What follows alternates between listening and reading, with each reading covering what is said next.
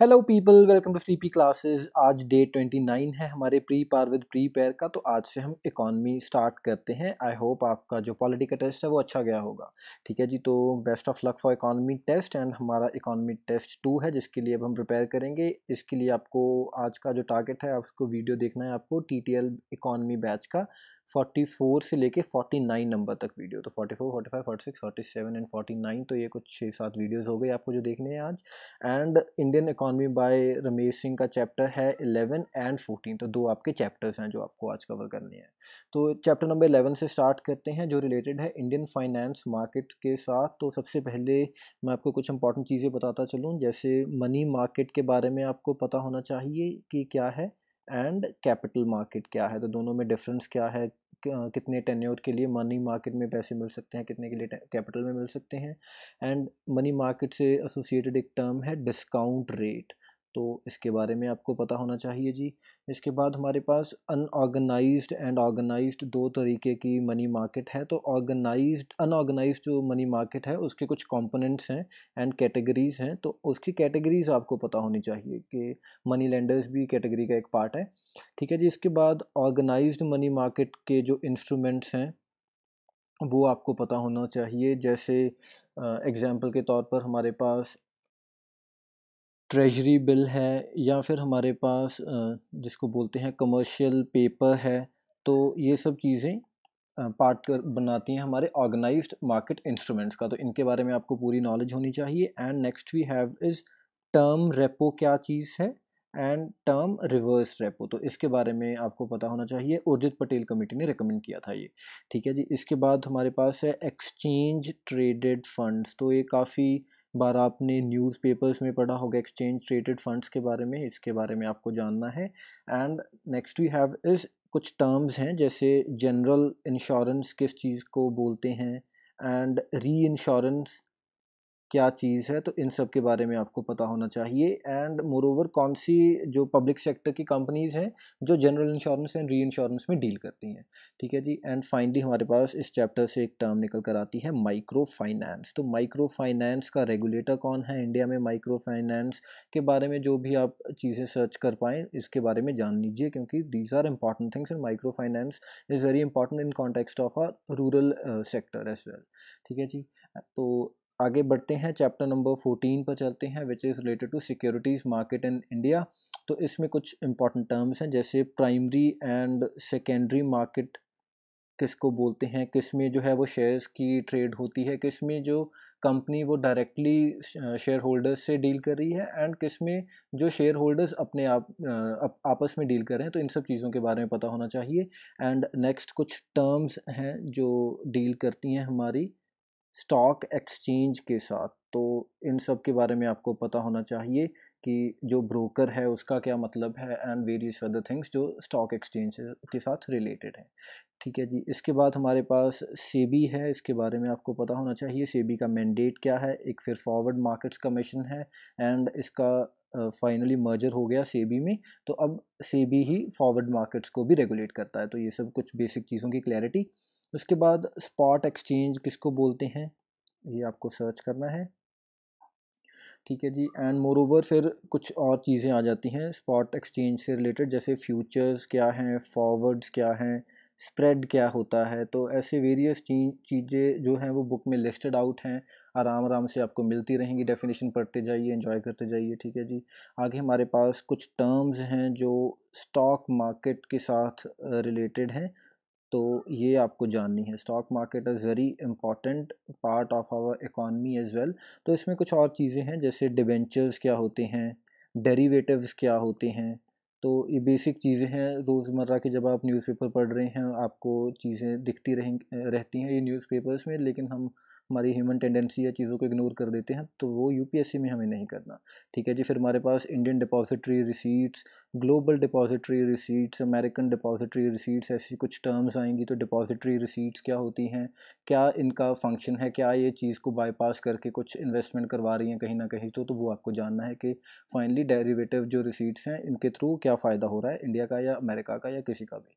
ठीक है जी। इसके बाद फिर हमारे पास इंस्टीट्यूशनल इन्वेस्टर्स हैं, फॉरेन इंस्टीट्यूशनल इन्वेस्टर्स, FDI है, foreign direct investment, and qualified foreign investors. तो ये क्या चीज़ है, इन सब के बारे में पता होना चाहिए। अगर आप जो हमारे वीडियोस हैं इकॉनमी वाले देखेंगे तो उसमें सर ने काफ़ी एलेबोरेटली अच्छे से एग्जांपल दे देकर समझाया हुआ है चीज़ों को। तो अगर बुक से एक बार पढ़ के दोबारा वीडियो देखेंगे तो आई होप आपकी क्लैरिटी काफ़ी बढ़ जाएगी इन चीज़ों को के कॉन्टेक्स्ट में। ठीक है जी। फिर आगे हमारे पास पार्टिसिपेटरी नोट्स हैं, दीज आर वेरी इंपॉर्टेंट। आपको पता होना चाहिए कि क्या ये इंडिया में अभी लीगल हैं या इलीगल हैं। ठीक है जी। इसके बाद फिर शॉर्ट सेलिंग किसको बोलते हैं, this is again very important thing, short selling. ये कुछ इंपॉर्टेंट चैप्टर्स हैं हमारी इकॉनमी के, इसीलिए कुछ ज़्यादा टर्म्स निकल कर आ रही हैं इनमें से। अदरवाइज़ जो इकॉनमी है काफ़ी सिंपल है, रोज़मर्रा की चीज़ों से के साथ आप रिलेट कर सकते हैं। नेक्स्ट हमारे पास क्रेडिट डिफ़ॉल्ट स्वैप, ये क्या चीज़ है, इसके बारे में जानना है। तो इकॉनमी में बेसिकली टर्म्स ही होती हैं, अगर आपको टर्म का मतलब पता है तो you can very well guess the things around it as well. उसके बाद फिर कॉरपोरेट बॉन्ड्स के बारे में हमें जानना है। कॉरपोरेट बॉन्ड्स के बारे में आपको ये भी पता होना चाहिए, रिसेंटली एक कमेटी थी, उसका नाम आपको पता होना चाहिए, जिसने रिकमेंड किया कि जो बैंक्स हैं वो अपने SLR, सॉरी जो हमारा स्टैट्यूटरी लिक्विडिटी रेशियो है, हाँ सॉरी SLR ही, तो उसमें क्या वो अपनी जो कॉर्पोरेट बॉन्ड्स हैं उनको प्लेज कर सकते हैं at par with government securities. तो ये सब चीज़ों के कॉन्टेक्स्ट में एक कमेटी बनी थी रिसेंटली ही, तो उस पर क्या प्रोग्रेस हुई, कॉर्पोरेट बॉन्ड्स के ऊपर क्या प्रोग्रेस हुई, ये आपको थोड़ा सर्च करना पड़ेगा। ठीक है जी। इसके बाद फिर एक इन्फ्लेशन इंडेक्स बॉन्ड्स हैं हमारे पास, तो ये क्या चीज़ हैं एंड क्यों ये फेमस हो रहे हैं या नहीं हो रहे, तो इनके बारे में आपको पता होना चाहिए। एंड फिर FSDC है, this is very important, FSDC, and इसी के पैरेलल एक FATF है। तो इसके ऊपर आप जब टेस्ट सीरीज़ के टेस्ट अटैम्प्ट करेंगे तो आपको काफ़ी क्वेश्चंस भी मिलेंगे FATF पर, काफ़ी इंपॉर्टेंट ये एक इंस्टीट्यूशन बन चुका है अब। एंड पैरेलली हमारे पास है real estate investment trust and infrastructure investment trusts. तो ये दोनों चीज़ें काफ़ी नई हैं, रिसेंटली ही करंट अफेयर्स का पार्ट थी, अब बुक के एडिशन में आ गई हैं, तो these deserve a little more focus. तो इनके ऊपर आपको थोड़ा ज़्यादा ध्यान देना है। एंड FSDC को चेयर कौन करता है, चेयरपर्सन कौन है इनका, ये आपको पता होना चाहिए। एंड FSDC को थोड़ा डिटेल में देख लीजिए क्योंकि ये भी काफ़ी रिसेंटली फिनोमिनन है। ठीक है जी। तो ये तो रहे आपके आज के टारगेट्स, एंड अब हम रिवाइज करते हैं जो आपका कल पॉलिटी का काम था थोड़ा। तो क्वेश्चन है, which of the following is are the features of Lok Adalat. तो पहला फीचर है, it provides procedural flexibility and speedy trial of disputes. क्या ये बात सही है कि प्रोसीजरल फ्लेक्सिबिलिटी है एंड जो डिस्प्यूट्स हैं वो जल्दी रिजॉल्व हो जाते हैं लोक अदालत में। उसके बाद दूसरी स्टेटमेंट है, since it is an alternative dispute resolution method its proceedings are not deemed to be at par with judicial proceedings. तो क्योंकि ये ऑल्टरनेट डिस्प्यूट रेजोल्यूशन का एक तरीका है, तो जो इसकी प्रोसीडिंग्स हैं वो एट पार नहीं समझी जाती जुडिशियल प्रोसीडिंग्स के। तो क्या ये स्टेटमेंट सही है। एंड तीसरी स्टेटमेंट है, although the award of Lok अदालत is binding on the parties but it can still be appealed in high court. तो क्या लोक अदालत का अवार्ड बाइंडिंग है, एंड अगर है तो क्या उसके अगेंस्ट अपील की जा सकती है हाई कोर्ट में। तो आप पॉज कर सकते हैं, and the correct answer is one only. तो पहली स्टेटमेंट सही है, प्रोसीजरल एंड फ्लेक्सिबिलिटी तो है, एंड स्पीडी ट्रायल के लिए ही इनफैक्ट इनको लाया गया था। बट जो दूसरी दो स्टेटमेंट्स हैं वो गलत हैं, वो हम जान लेते हैं कैसे। तो जो लोक अदालत है ये कंपोनेंट है ऑल्टरनेटिव डिस्प्यूट रेजोल्यूशन का, एंड ये बेस्ड है गांधीयन प्रिंसिपल्स के ऊपर। तो इसमें कोई कोर्ट फ़ी नहीं लगती, एंड अगर कोई कोर्ट फ़ी आपने पे की है तो वो उसके बाद जब डिस्प्यूट रिजॉल्व हो जाएगा तो रिफ़ंड कर दी जाएगी। एंड कोई स्ट्रिक्ट एप्लीकेशन नहीं है इसमें प्रोसीजरल लॉज की, जैसे जो हमारा सिविल प्रोसीजर कोड है उसकी, या फिर जो एविडेंस एक्ट है, तो इन सब की कोई स्ट्रिक्ट एप्लीकेशन नहीं है। एंड मोरोवर जो इसकी प्रोसीडिंग्स हैं वो डीम्ड हैं to be judicial proceedings within the meaning of IPC 1860, and every Lok Adalat shall be deemed to be a civil court for purpose of code of criminal procedure. तो इसकी proceedings भी at par हैं judicial proceedings के, and in fact इसको civil court ही समझा जाता है for the purpose of code of criminal procedure as well.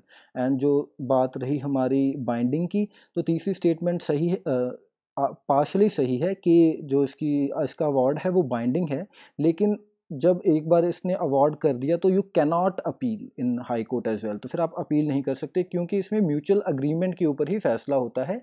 कोई ऐसे स्ट्रिक्टली जो हमारे कोड्स हैं, चाहे वो सिविल प्रोसीजर का हो, क्रिमिनल प्रोसीजर का हो, विच एवर, वो इसमें फॉलो नहीं किए जाते। तो क्योंकि ये Gandhian principles and natural justice के ऊपर थोड़ा डील करते हैं। बेसिकली ये जो फैसिलिटेट कर रहे हैं dialogue between the two parties, rather than कि ये कोई लॉज के बिहाफ पर अपना फैसला दे रहे हैं। इसीलिए जो इसका अवार्ड होगा वो बाइंडिंग होगा दोनों पार्टीज़ के ऊपर, बट उसकी अपील नहीं हो सकती। तो ये that is all for today. Thank you for watching. I hope आपको चीज़ें क्लियर हो रही होंगी एंड पहले से ज़्यादा क्लैरिटी हो रही होगी चीज़ों की, कैसे पढ़ना है। एंड इन क्वेश्चंस को आप कोई ऐसे जज तो मैं नहीं बोलूँगा कि आप इनसे कर सकते हैं अपनी नॉलेज को, अब बस इनसे सीखना क्या है, चीज़ों को एलिमिनेट करना सीखना है कि कैसे हम एक ऑप्शन से दूसरे ऑप्शन तक जाने, थोड़ा लॉजिकली चीज़ों को अप्रोच करना सीखना है। एंड मोरोवर ऐसी चीज़ें देखनी है कि जो हम अदरवाइज़ पढ़ते तो क्या वो मैं इग्नोर कर सकता था, ऐसी चीज़ें आपको डेवलप करनी है अपनी इंक्विजिटिव जो मेमोरी है उसमें। So that is all for today. Thank you for watching. मिलते हैं कल। Bye bye.